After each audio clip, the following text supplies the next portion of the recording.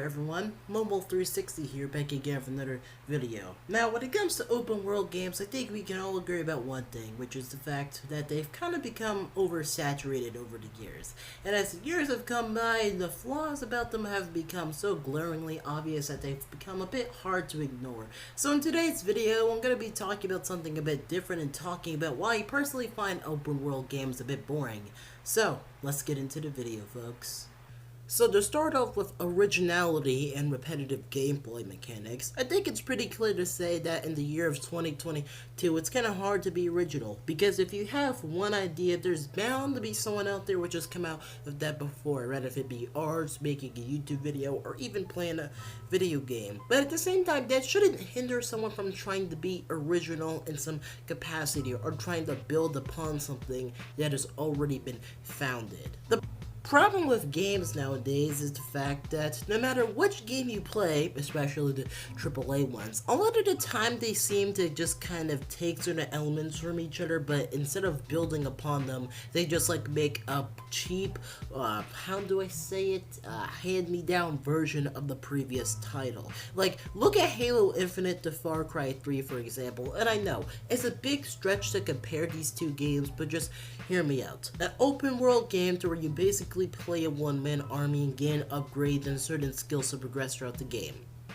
Far Cry did that a lot better than Halo Infinite, and because Far Cry was something new at the time and actually knew what it was doing with its world. Meanwhile, a game like Halo Infinite, with it being, well, a pretty good game on its own right, kind of lacks in these elements which makes the world feel alive and actually feel like it's worth going through and actually worth grinding for, because the world just feels kind of blank compared to the islands in Far Cry 3. But of course, let me continue on to repetitive gameplay mechanics. Now, when it comes to repetitive gameplay mechanics, I don't think there's any denying that over the years, some gameplay mechanics have made a really unwarranted return, right? If it be the constant skill trees that aren't really needed, or things like climbing towers, or many other things that have just been rather copy pasted from other titles. It's kind of ridiculous about how, as the years have gone by, how certain games with certain elements of them have just been blatantly copy pasted into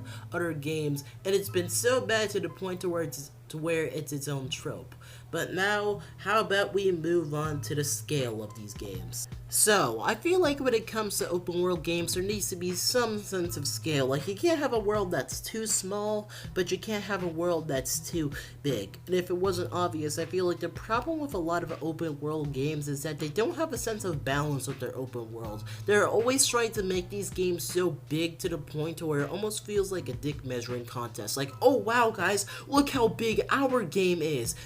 No, don't look at that game. Look at our game. It has like 1 million planets. And as cool as it is to see that we're at that point where we can have like 1 million planets on like a console, at the same time, what's even the point if the game's more or less going to be a bland open world that has nothing really special to it? Like, I've seen multiple games to where the developers tried to make this world to where they tried to make it so overly ambitious and they tried to make it something that's mind-blowing, but at the end of the day, it just more or less comes off as a disappointment because they didn't deliver on their promise, or just ends up coming off as something dull, like GTA 5 with its NPCs.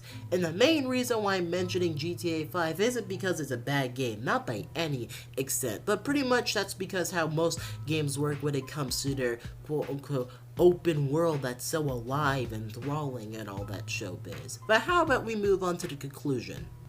So, you're probably wondering if I despise all open world games. And no, I don't. Because there's definitely that group of people out there that still like them. And I do feel like open world games can be good to some extent if you know what you're doing with them and how to execute a concept. But my main problem with it is that just like every market or just like every genre out there, like the first person shooter, it's just become so oversaturated to where it's just hard to find something unique. It's kind of funny how we have to go look at indie devs to show them how to make a actually interesting open world in gaming.